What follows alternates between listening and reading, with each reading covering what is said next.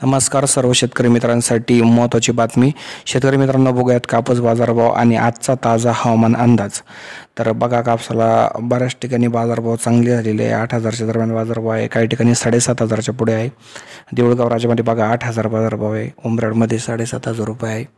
म्हणजे स्थिती जर बघितली तर चांगली सुधारत आहे। यानंतर जर बघितलं तर मारेगावमध्ये जास्तीत जास्त 7,750 रुपये आहे कापूस बाजारभाव।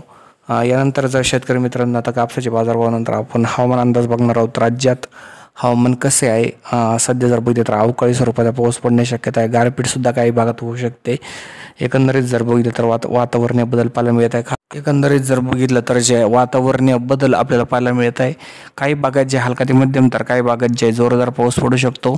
एकंदरीत मराठवाड्यातील काही भागात वातावरणीय बदल पाहायला मिळणार आहे, थोडं ढगाळ परिस्थिती पाहायला मिळणार आहे। अचानक जर वातावरणात बदल झाला तर तुम्हाला मेसेज देण्यात येईल। धन्यवाद।